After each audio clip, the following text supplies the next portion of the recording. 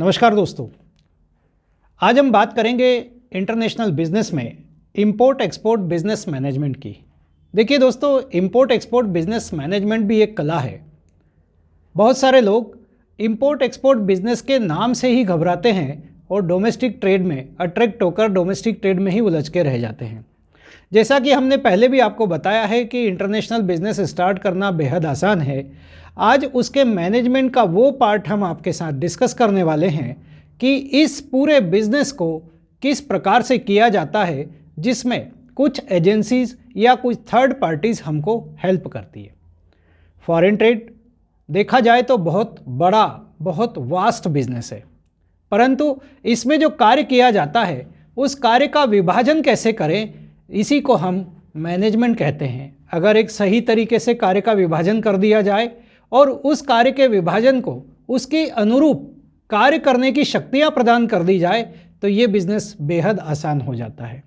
दोस्तों, अगर मैं इंपोर्ट का एक ट्रेड या एक्सपोर्ट के एक ट्रेड की बात करूं और अगर उसको हम 100% माने तो ये जो 100% काम है इसको बाइफरकेट करना पड़ेगा कुछ हिस्सों में। आइए इन 4 हिस्सों की मैं बात करता हूं जिसमें मैं अपने बिजनेस मैनेजमेंट को डिवाइड करता हूं या बाइफरकेट करता हूं।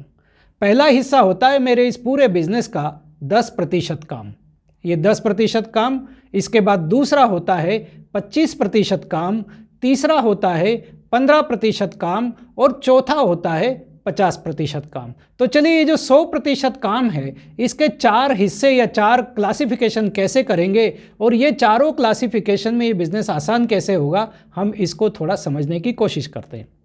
देखिए दोस्तों, बिजनेस की शुरुआत जब की जाती है इंटरनेशनल बिजनेस में, सबसे पहले आपको कंपनी का रजिस्ट्रेशन, आईसी लेना, जीएसटी लेना, आरसीएमसी लेना, ये प्राथमिक कार्य है। साथ ही एक कंपनी का ऑफिस खोलना। पूरे बिजनेस का ये ऐसा कार्य है जो एक ही बार किया जाता है, बार बार करने की आवश्यकता नहीं है और ये पूरे 100% काम में से 10% काम माना गया है। तो इस 10% काम को आप पहली स्टेज में पूरा करेंगे और इस 10% कार्य को संपन्न करने के बाद अब आपको नेक्स्ट स्टेज के कार्य को समझना पड़ेगा। तो दूसरी स्टेज में एक कार्य होता है जिसे हमने 25% माना है, यानी कंपनी के ऑफिस फॉर्मेशन के बाद अब आती है बारी प्रोडक्ट सिलेक्शन की। कौन से प्रोडक्ट को आप इंपोर्ट करना चाहते हैं या कौन से प्रोडक्ट को आप एक्सपोर्ट करना चाहते हैं। तो सबसे पहला काम होता है प्रोडक्ट सिलेक्शन। प्रोडक्ट सिलेक्शन के बाद अब आपको बारी आती है, अगर आप एक्सपोर्ट करना चाहते हैं तो मार्केट सिलेक्शन। जो प्रोडक्ट्स आपने लिस्ट किए हैं या जो प्रोडक्ट आपने सिलेक्ट किए हैं उन प्रोडक्ट को दुनिया के बाजार में कौन कौन से देशों में एक्सपोर्ट किया जा सकता है, इसके लिए आपको मार्केट सिलेक्शन करना पड़ेगा। वैसे तो दुनिया के करीब करीब 240 देशों में भारत से एक्सपोर्ट होता है, तो हम उस डाटा को सर्च करेंगे जहां रेगुलर डिमांड है आपके प्रोडक्ट की, हमारे प्रोडक्ट की, और जिन्हें हम रेगुलर एक्सपोर्ट कर सकते हैं, या हजारों करोड़ रुपए का एक्सपोर्ट लगातार हो रहा है, ऐसा जो भी प्रोडक्ट बाजार में जा रहा है उस पर हम विशेष फोकस करेंगे, उन कंट्रीज़ को विशेष फोकस करेंगे। तो हमें प्रोडक्ट सिलेक्शन करना है, कंट्री सिलेक्शन करना है जिसे मार्केट कहा जाता है। मार्केट सिलेक्शन के बाद हमें उसके बायर्स सर्च करना है, इंपोर्टर्स, क्योंकि अगर आप कोई बिजनेस करना चाहते हैं तो आपको बायर्स या इंपोर्टर्स की आवश्यकता पड़ेगी। बायर्स सिलेक्शन करने के साथ साथ अगर हम कोई ऐसा प्रोडक्ट जो लोकल डोमेस्टिक मार्केट से खरीद कर बेचना चाहते हैं, एक्सपोर्ट करना चाहते हैं, तो हमें सप्लायर सर्च करना पड़ेंगे। तो ये जो 25% का काम है इसमें हमें product selection, market selection, buyer and supplier selection के साथ साथ माल का, प्रोडक्ट का पैकेजिंग करके डिस्पैच करना और उसके साथ उसका डॉक्यूमेंट्स बनाना। फॉरेन ट्रेड चूंकि डॉक्यूमेंट बेस्ड बिजनेस है, फॉरेन ट्रेड चूंकि बैंकिंग बेस्ड बिजनेस है, इसमें नगद का ट्रेड नहीं किया जाता है, तो यहाँ पर इस 25% काम में आपको product selection, market selection, buyer selection, supplier selection, banking का पार्ट भी आने वाला है। तो यहाँ पर हमारा जो नेक्स्ट क्लासिफिकेशन होता है वो होता है 15% काम। देखिए, 10% काम हम कर चुके हैं, 25% असेंशियल काम हमको करना है, बाकी का जो काम होता है 65% काम में से ये अब बचा 15% काम जो आपकी बैंक करती है।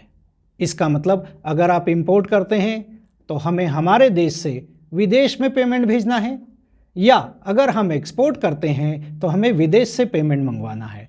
आपको ना तो विदेश पेमेंट मांगने जाना है, ना आपको विदेश पेमेंट लेकर जाना है। ये सारा के सारा काम आपकी अपनी बैंक करती है। और फॉरेन ट्रेड में ये पूरा बैंकिंग सिस्टम वर्ल्ड ओवर एक जैसा सिस्टमेटिक कार्य होता है। तो देखिए, ये 15% काम आपको नहीं करना, ये आपकी बैंक करती है। ये हो गया यहाँ तक 50% कार्य। बचा है अब 50% कार्य, और ये जो बचा हुआ 50% कार्य है ये थोड़ा टेंशन वाला काम होता है, मुश्किल भरा काम होता है। क्या ये 50% काम ऐसा कौन सा है जो इतना मुश्किल भरा होता है? तो दोस्तों, शिपिंग का अरेंजमेंट करना, कंटेनर का अरेंजमेंट करना, लॉजिस्टिक करना, कस्टम क्लियरेंस करना, ये जो कार्य है ये थोड़ा सा डिफ़िकल्ट होता है। अगर कोई सी पोर्ट से दूर आपका ऑफिस है, कई किलोमीटर दूर आप रहते हैं, तो ये इतना आसान नहीं होता कि बार बार आप कस्टम ऑफिस जाएं, बार बार आप सी पोर्ट पे जाएं, बार बार आप शिपिंग कंपनी के पास जाएं, बार बार आप कंटेनर अरेंज करने जाएं, शिपिंग का भाड़ा पता करने जाएं, लोडिंग अनलोडिंग के लिए लेबर अरेंज करने जाएं, लॉजिस्टिक के लिए ट्रांसपोर्ट अरेंज करने जाएं। ये थोड़ा सा डिफ़िकल्ट काम होता है, और इसीलिए भारत सरकार ने एक व्यवस्था की है जिसे कस्टम हाउस एजेंट कहा जाता है, यानी CHA। ये जो CHA का कार्य है, ये सारा के सारा कार्य आपका CHA करता है, जो shipping, custom, clearance, logistic, transportation और पोर्ट मैनेजमेंट का काम करता है। तो दोस्तों, ये जो 50% काम है ये आप अपना दायित्व CHA को सौंप देते हैं। तो चलिए हम उल्टा रिवर्स जाते हैं कि 100% काम में 10% काम कंपनी फॉर्मेशन, GST और IC का सबसे पहले हो गया। अब 50% का काम का दायित्व आपने अपने CHA को दे दिया, तो ये हो गया 60% काम, और 15% काम आपका बैंक करता है, तो ये हो गया आपका 75% काम, जो आपको बार बार खुद नहीं करना है। रेस्ट ऑफ 25% काम आपको हमेशा करना है। आप जिन प्रोडक्ट को बिजनेस करना चाहते हैं, डेफिनेटली आपको उससे फैमिलियर होना पड़ेगा। जिन बायर्स को आपको सप्लाई करना है, इंपोर्टर को सप्लाई करना है, डेफिनेटली आपको उनको सर्च करना पड़ेगा, डॉक्यूमेंट्स आपको प्रिपेयर करना पड़ेंगे। तो ये जो 25% काम है ये आपको हर डील में करना है। और ये भी मैं बता दूं आपको कि जब आप कुछ पर्टिकुलर प्रोडक्ट को फिक्स कर लेते हैं, कुछ पर्टिकुलर बायर्स को फिक्स कर लेते हैं, कुछ पर्टिकुलर इंपोर्टर्स एक्सपोर्टर्स को फिक्स कर लेते हैं, तो फिर ये 25% काम भी ज़्यादा आसान हो जाता है। यानी ये काम भी अब आपके पास 25% की बजाय 10 या 15% बचता है। तो दोस्तों, डील तो आपको हमेशा करनी पड़ेगी, क्योंकि इंटरनेशनल मार्केट में डॉलर का रेट फ्लक्चुएशन, यानी INR टू डॉलर या डॉलर टू INR का या इंटरनेशनल करेंसी का रेट फ्लक्चुएट होता रहता है। शिपिंग के भाड़े फ्लक्चुएट होते रहते हैं, कम या ज़्यादा होते रहते हैं। तो दोस्तों, यहाँ आपको ये काम हमेशा करना है। तो देखिए, पूरे 100% काम में आगे चलकर आपको 10-15% काम करना पड़ता है। बाकी का 85% काम आप अपने पास से स्विच कर देते हैं दूसरी एजेंसीज़ को या दूसरे लोगों पे। तो देखिए, इंटरनेशनल बिजनेस को अगर हम एक मैनेजमेंट के तहत अपने बिजनेस को चलाएं तो बहुत आसान होगा। और मेरी शुभकामना है कि आप इस प्रकार के मैनेजमेंट से इंटरनेशनल बिजनेस यानी इंपोर्ट और एक्सपोर्ट का बिजनेस करें। धन्यवाद।